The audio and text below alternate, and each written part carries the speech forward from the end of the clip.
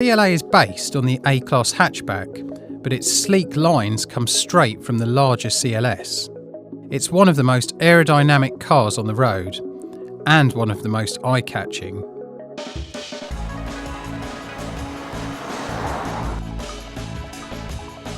CLA prices start from around £24,500, a hefty £3,000 more than the equivalent A-Class.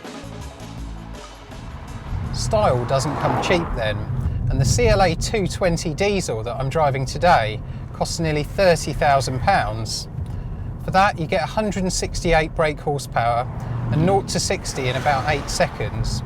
So it's reasonably quick, but there's a surprising amount of clattery diesel noise if you put your foot down.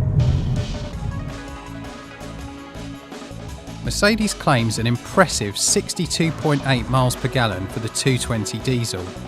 That's much better than any of the 3 petrol engines, none of which can top 50 mpg. However, the A-Class diesel hatchback fell short of Mercedes figures in our more realistic fuel economy tests.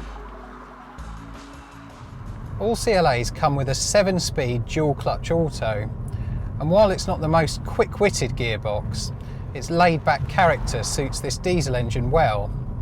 And let's be honest, nobody buys a Mercedes with a manual gearbox anyway.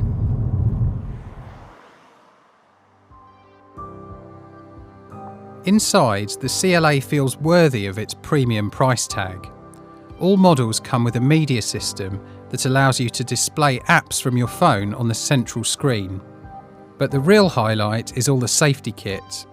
A radar emergency braking system is standard, as is attention assist, which monitors your driving and warns you if you're getting tired.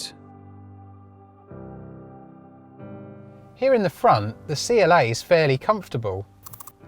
But climb into the back and you're paying the price for that elegant shape. I'm 5'8" and I've got virtually no extra headroom here. Contrary to what you might expect, the CLA's boot is actually bigger than the A-Class hatchback. But this narrow opening makes it far less practical. You won't be squeezing a chest of drawers in here. Which measures boot space for every car in our test lab.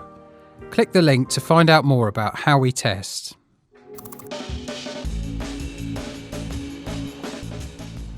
Now the A-Class got a lot of stick about its ride quality, not least from us. And the CLA, well, it's much the same. This car is actually fitted with the standard comfort suspension, but on broken up country roads like these, the ride really is quite jarring. It's definitely one to try before you buy. Unlike other Mercedes saloons, most CLAs send power through their front wheels. The fact that the car is effectively being pulled rather than pushed may not sound like a big deal, but it means less feedback through the steering wheel and less poise when cornering than a regular Mercedes C-Class, let alone a BMW 3 Series. And for a car that looks so sporty, that's a shame.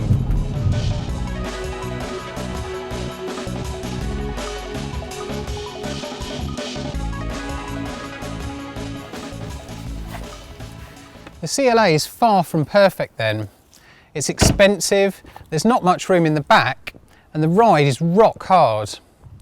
Despite that, I'm going to take my rational witch hat off for a minute and say that this is still a desirable car. A C-Class at near enough the same price is better, but only a CLA will make your neighbours feel jealous and make you feel special. And you could never say that about a Vauxhall Belmont.